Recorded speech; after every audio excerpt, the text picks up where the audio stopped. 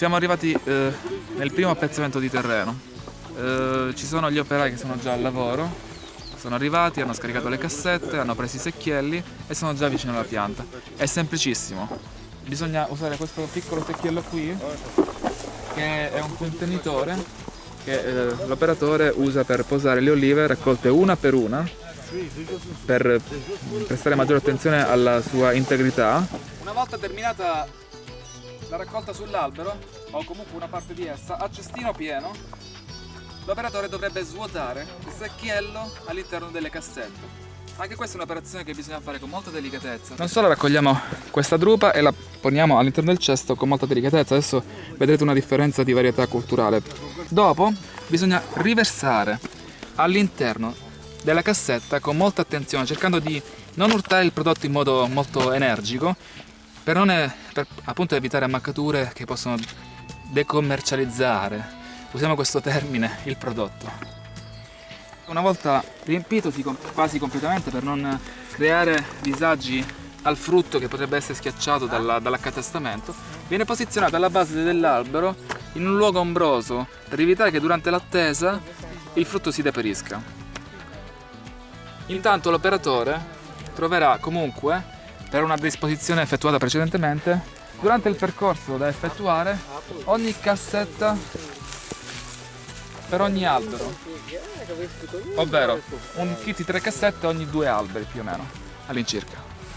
È un lavoro molto semplice ma anche molto lento e molto delicato. Questo ha dei risvolti anche economici molto importanti sul costo finale, però se si vuole avere un prodotto integro che non venga anche a turbare le fermentazioni durante la trasformazione e la demerizzazione, bisogna effettuare questo tipo di raccolta.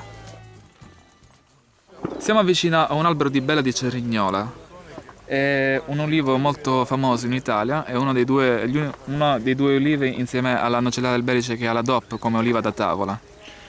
Le olive sono sane, nonostante tutti pensino che l'agricoltura biologica non sia in grado di permettere una difesa effettiva alla drupa e alla pianta, non sia in grado di dargliela questa difesa.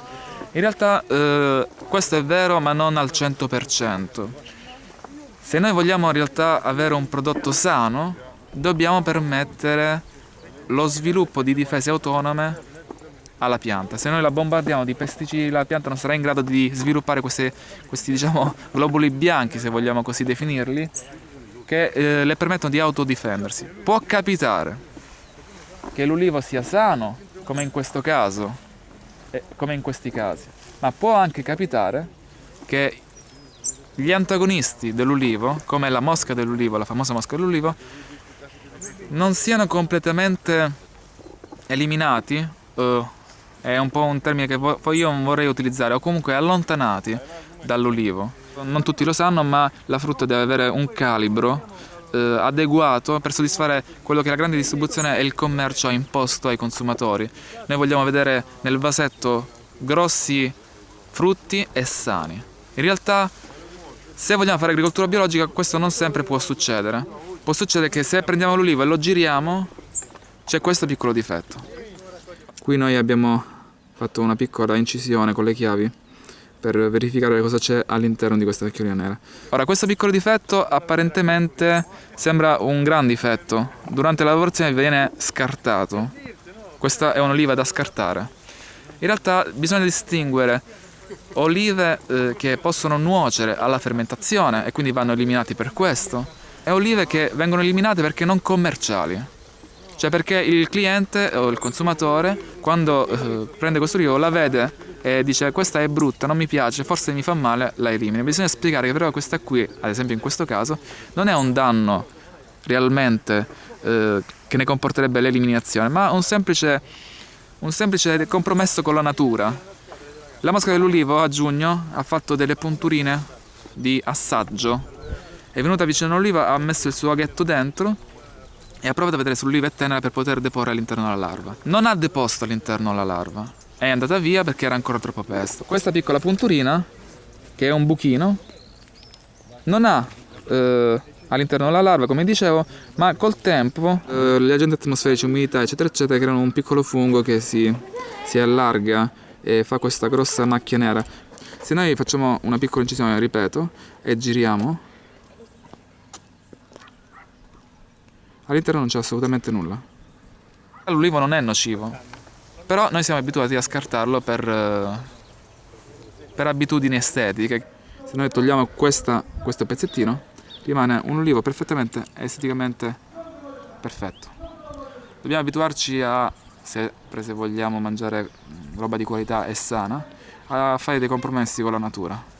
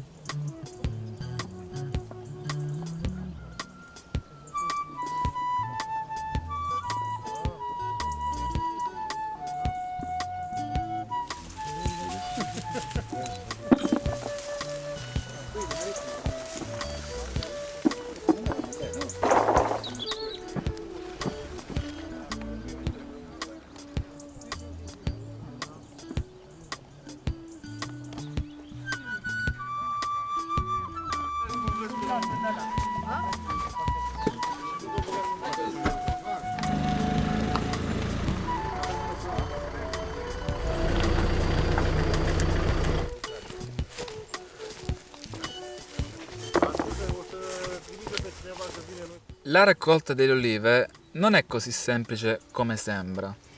L'operatore deve essere molto accorto a quello che fa e non sempre l'addetto ha la facilità e la semplicità delle azioni.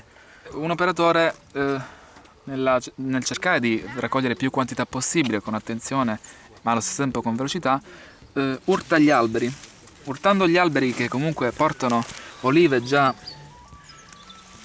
pronte per la raccolta, quindi che si staccano con semplicità, fanno cadere qualche drupa alla loro base. Prendiamo questo esempio. Questa apparentemente può sembrare un'oliva che è caduta durante la raccolta per cercare insomma di abbreviare i tempi. Noi la raccogliamo e la buttiamo all'interno del cesto. Si vede subito che era un'oliva già caduta da tempo. Insomma, non è una cosa semplice sia a livello di costi, sia a livello di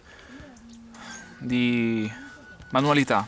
Per quanto si possa avere un operatore attento, un operatore stimolato nella buona raccolta, ad una buona raccolta, purtroppo una parte del prodotto non sempre riesce ad arrivare nei nostri vasetti.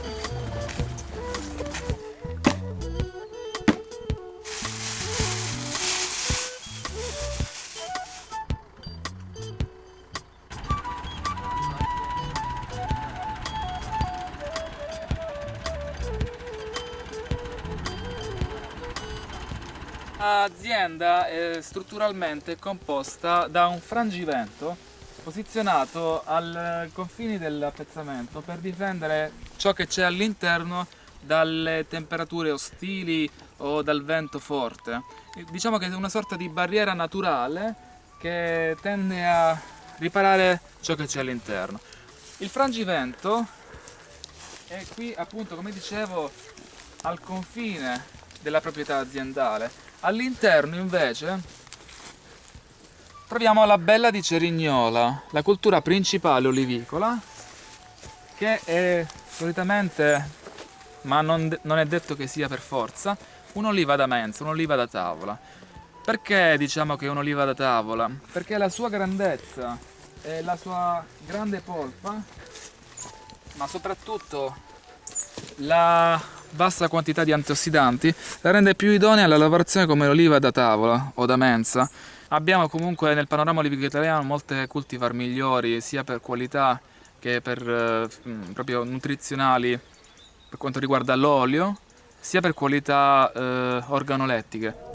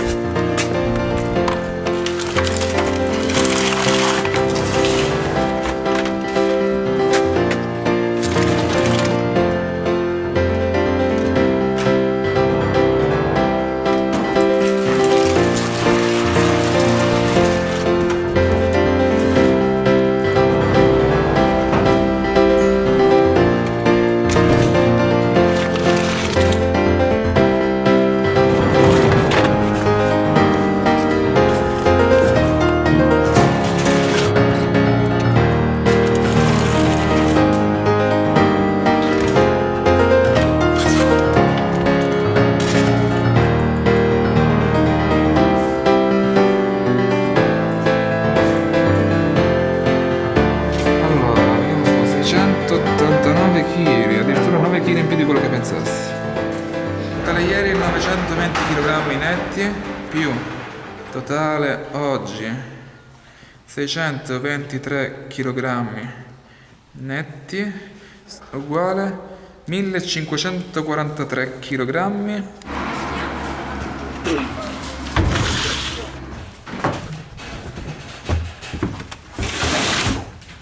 In attesa della calibratura, in attesa, sono le 6:10 e ancora bisogna attendere, aspettare, la giornata è ancora lunga, sono stanchissimo.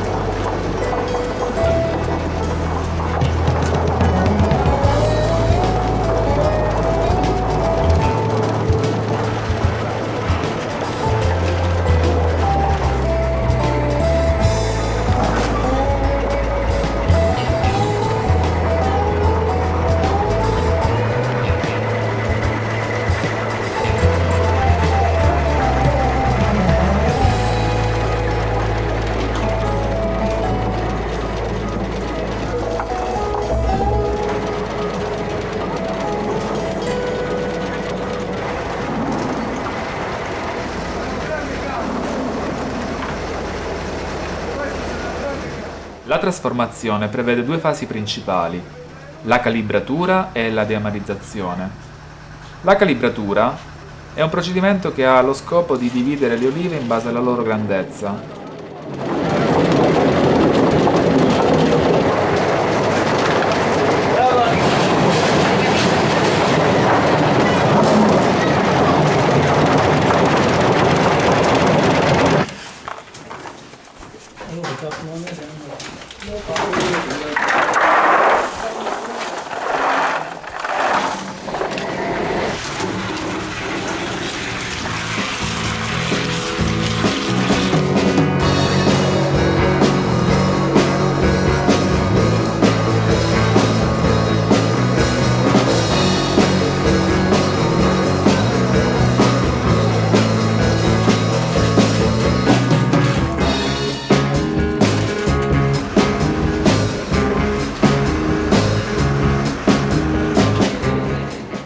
In un secondo momento, di conseguenza, verranno riempiti dei fusti in polietilene con olive dello stesso calibro, ovvero con ugual diametro.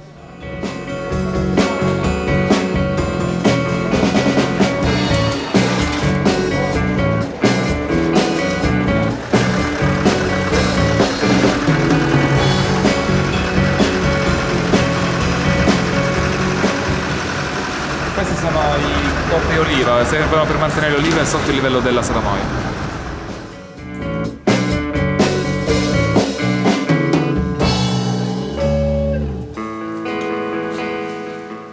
I fusti, in seguito alla pesa, vengono riempiti con acqua e sale, ovvero la salamoia.